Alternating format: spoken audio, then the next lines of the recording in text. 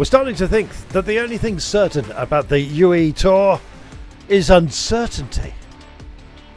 Stage 5, destination, the Smart University, 161 kilometres, surely for the sprinters.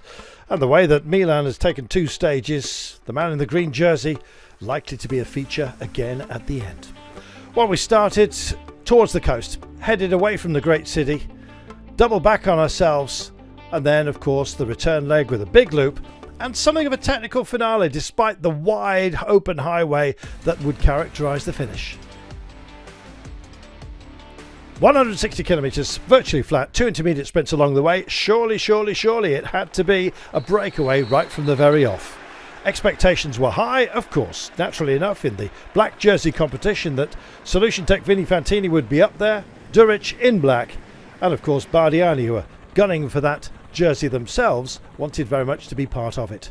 Well, so it was that we had an establishment of a break with those that were expected to be up the road. Discussions from the sprinters as to how things might pan out a little bit later on.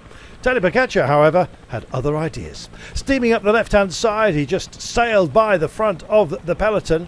There was some confusion. One man who didn't let slip was Van Eetvelt, the defending champion. He latched on, and this was an extraordinarily high-quality break that was being formed. Could it be trusted? That was the big question. Nobody quite knew. The gap was 2 minutes to those up the road. What could Tadej Pogačar do about it? Well, he's in catching mode. Also, perhaps just a training day for him. When would he sit up? The answer was, not yet. Goodness me, we had an 11 rider breakaway, some real high quality up the road now, and they started to function as a team time trialling unit absolutely beautifully. Well, those who had been left behind, left wondering, of course, as to when this might indeed disintegrate.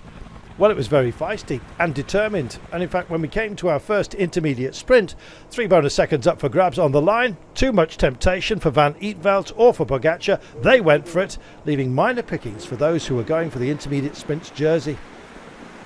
Well, there was a switchback, there was a wave of course as well, which caused some anxiety amongst the pack. Nerves, you might say. Well, they started to spread when riders started to hit the deck. This was not a good look. Consoni hitting the deck for Little Trek, one of the main lead-out men for Milan himself. They collected themselves. There was a second intermediate sprint, and the question was, would Tadej Pogačar go for it once again? We were down to a minute margin, and things were looking like the sprinters might well have their fun, depending on the demeanour of the breakaway once this was dealt with. The black jersey went for it. And indeed it was Duric that added 8 points to his tally. More secure in that black jersey competition. And Tadej Pogačar thought to himself, you know what, I've had fun today. Now I'm just going to ease the legs and maybe save something for Jabal Hafid at the end of this race. Well, that's in 2 more days' time, and goodness only knows what's going to happen tomorrow.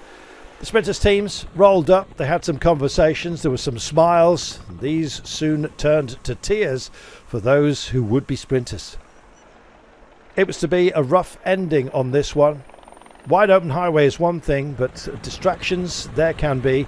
Gentle turns in the road can count for an awful lot, and so it proved to be towards the very end of the day. Still 3.5 kilometres to go, not the coveted 3 kilometres marker, and as a result everyone who was down here was going to lose time unless they remounted quickly, and it was all about damage limitation for the likes of Castrillo, who had been caught out. So had some others as well. Jaco and Groenewegen were out of position, and as a result Mezget's got the free pass to go up the road. He screamed on for it. The green jersey was there, so indeed was the European champion. A whole raft of Bahrain victorious riders. Also Malacelli was making waves for Astana. Yet another crash was to happen just behind them, but this was panning out to be one heck of an unpredictable day.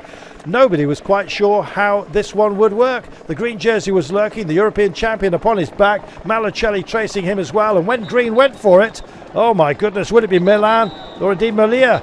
In the end, Malia it was that hit the line first, calming his nerves after 2 victories for Milan. Malia took it, and a great finish for Malacelli as well. Well, after crossing the line, I've got to tell you, the European champion got into a tangle, indeed, with those in the reception area.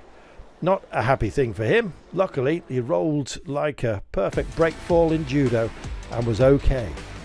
What a day, and indeed, there's got to be more drama to come, surely. The expectations are running extraordinarily high in this race. Every day has a different scenario. You're never quite sure how the tale will be told.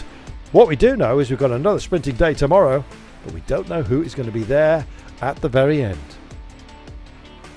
Great riding, super result, and indeed a phenomenal amount of drama throughout the stage.